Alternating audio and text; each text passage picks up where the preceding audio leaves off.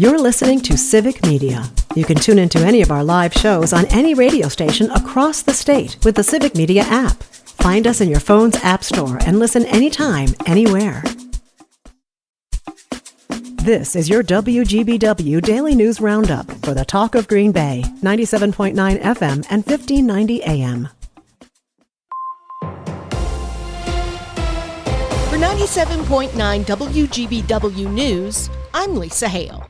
Ahead of President Trump's address to Congress last night, about 500 protesters gathered in Houdini Plaza in Appleton. The protest, organized by the Appleton Area NOW and Fox Cities Indivisible, focused on several issues, including potential cuts to Medicaid and public schools and other federal funding cuts. Many attendees also had signs supporting the Ukraine, the LGBTQ+ community, and women's rights. Fans who want to attend any of the free events at Titletown for the NFL Draft Experience, or who want to watch the draft activities at Lambeau Field, are encouraged to register now and secure their spot for the 2025 NFL Draft in Green Bay, April 24th through the 26th. You can register by downloading the NFL One Pass app on Google Play or the Apple Store. Fans can also register online at nfl.com/draft access. All adults who want to attend must register, and each adult can include up to 5 children per entry. The events are free and are on a first-come, first-served basis. See our story at WGBW.FM for more information. The police investigation into the former principal of Xavier High School in Appleton has concluded. You may remember that Mike Mouthey was fired in November after a complaint was received by the Green Bay Diocese Safe Environment Office. Per protocol, school officials forwarded the information to the Appleton police, who say no charges will be filed. After 14 years, the Greater Green Bay Chamber of Commerce will be looking for a new leader. CEO and President Lori Radke has announced she's stepping down as of August 31st. During her 14 years, Radke steered the chamber through the pandemic, a rebranding effort, developing an economic development strategic plan, and supporting the creation of nonprofits like Wello and Achieve Brown County. Evergreen Retirement Community, based in Oshkosh, has purchased the former Kimberly-Clark headquarters in Neenah and plans to expand in the Fox Valley on the 43-acre site. A release from Evergreen says it's considering independent living apartments and assisted living accommodations in the over 178,000 square foot office building. It would also build a fitness and aquatic center, performance space, and a place for worship. The property served as the KC headquarters from 1956 to 1985. It was then used as office space until it closed in 2020. No sale price was announced, but the property was listed for almost $10 million in 2021. A new report is giving us a picture of just how dire the teacher shortage is in Wisconsin. Breaking it down for us, Savannah Tomei Olson. The Department of Public Instruction put out the 2023 Educator Preparation Program and Workforce Analysis Report. It shows that of all the new teachers who start their careers here in Wisconsin, 55% of them are still here and still teachers 7 years later. Almost half have either quit the profession or moved to another state in that time. The situation is even worse when it comes to special education. Only 46% of first-time special ed teachers are still doing the job here in the Badger State after 7 years. Now, teachers have gone through all kinds of challenges, from dealing with lower school funding to the child mental health crisis to difficulties exacerbated by the pandemic. But pay is also a big part of this picture. The new analysis shows when you adjust for inflation, teachers are actually making $22,000 less than they were 15 years ago. Diversity is also a top concern. Studies show kids of color learn better when they have teachers of color, but the data shows 94% of Wisconsin teachers are white. Meanwhile, a third of enrolled students statewide are racial or ethnic minorities.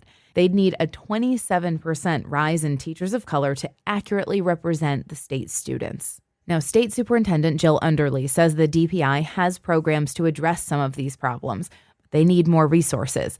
Governor Tony Evers proposed an over $3 billion increase in his budget for Wisconsin public schools. It would be a historic investment. However, Republicans have said that most of his plan is, quote, dead on arrival. For Civic Media News, I'm Savannah Tomei-Olson. A MAGA-aligned group says some in-person early voting locations in Wisconsin are unfair. That assertion is made in letters from the American First Policy Institute to the Wisconsin Elections Commission and local election officials in Madison, La Crosse, and in Oshkosh, all of which have significant number of college students who tend to vote Democrat.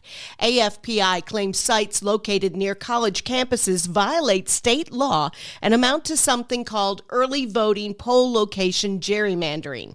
The letters urge local officials to remedy the issue by providing early voting locations that don't provide an advantage to either political party. Early voting begins March 18th for the April 1st election, which includes a crucial seat on the Wisconsin Supreme Court.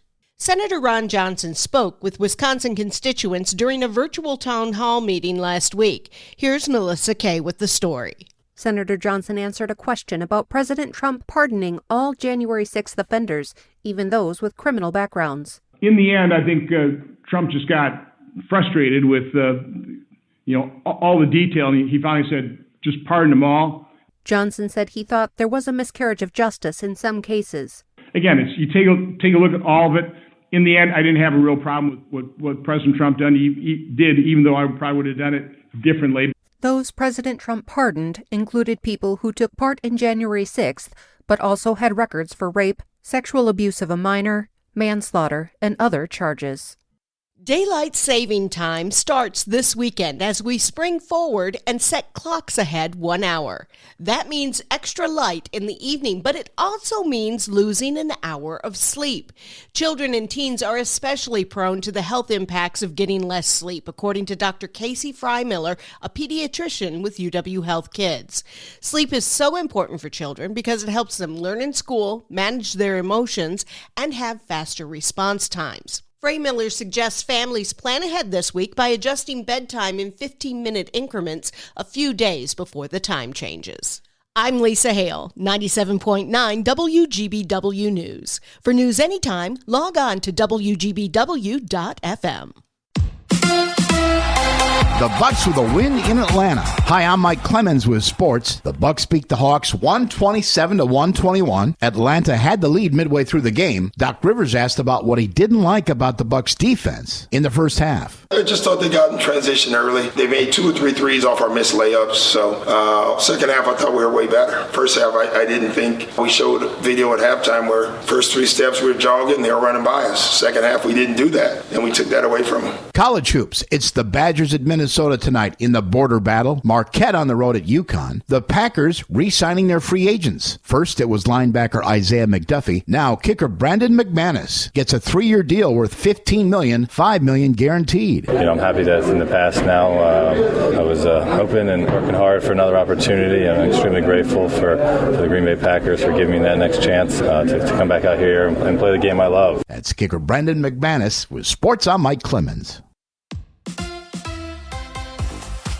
On your entertainment beat, I'm Pete Schwaba. Anora was the big story at the Oscars this year, and if you haven't seen it yet in theaters or on pay-per-view, you'll soon have an opportunity to stream it. Anora was nominated for 6 Oscars and won 5. The film also made history as director Sean Baker tied the record for winning the most Oscars in one night by one person. He's in pretty good company, too. The record was held exclusively by Walt Disney until Sunday night. If you want to see what all the fuss is about, check out Anora on Hulu March 17th. In case you haven't heard, word has gotten out that Adrian Brody's partner that he mentioned in his lengthy acceptance speech, which I believe is still going on. There's so many people to thank. I will really try and be as brief as possible. I thought so. Brody also mentioned Georgina's 2 teenage children that she had with Weinstein. Weinstein is serving a 23-year prison sentence for rape and sexual assault, really hoping the kids got the mother's genes. And talk less than Brody. Kieran Culkin is now an Oscar winner, having won the award for Best Supporting Actor last Sunday night. However, if Culkin had his way, someone else would have won. Just 2 weeks before the film written by Jesse Eisenberg was to start shooting, Culkin said he almost quit because the last season of Succession went on longer than anticipated, and he wanted to spend time with his family. Culkin also won the Golden Globe and Screen Actors Guild Award for his performance. Being a good dad only goes so far. Speaking of the Culkins,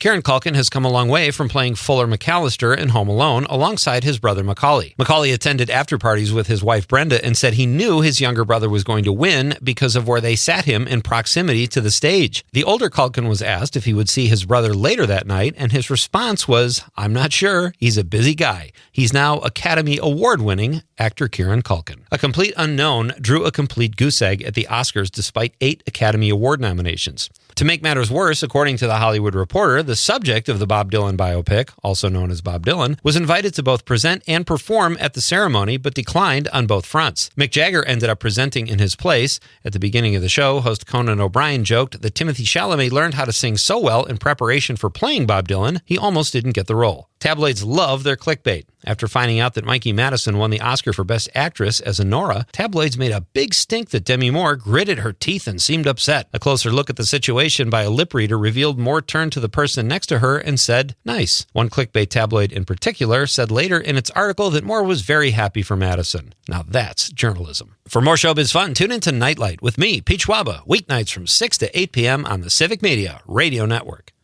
Rain will change to snow this morning, and then snow will continue through the afternoon with an inch or two of accumulation possible. The wind will also be strong, 30 to 40 miles per hour. That will create blowing snow this afternoon into this evening. Conditions will gradually improve overnight tonight. I'm meteorologist Sean Cable. Outside now, it's 35. That's your WGBW Daily News Roundup from Civic Media. Subscribe to this podcast on Spotify, Apple, or wherever you find your podcasts. Find more news at WGBW.FM. The national news cycle never stops, but it can be hard to find news about your local community. Civic Media is dedicated to providing quality local and state news coverage across Wisconsin. With the Civic Media app, you can get notifications about local stories that matter to you and your community. Find the free Civic Media app in your phone's app store and choose notifications from the menu to tell us what kind of news you want to hear about.